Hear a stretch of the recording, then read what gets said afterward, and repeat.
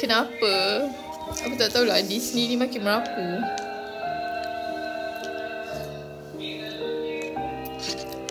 Hari ni terpaksa tengok Tron sebab dia bukanlah cerita komedi, tapi aku kelakar sikit lah. Sebab first of all, kenapalah Disney pilih Jared Leto jadi Tron. Yang tu macam dah off sikit lah kat aku. Aku suka dia tau, aku suka dia, cumanya macam tak sesuai lah. Tapi okey je. Nama dia pun Aries kan, macam alat-alat Aries. Okay, kostum dia orang cantik.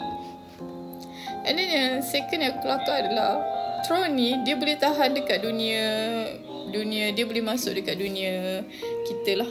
Okay, selalunya dia dekat dia punya dunia lah, dia punya macam kita panggil grid lah, dimension lain kan. Bila dia masuk dekat dunia kita,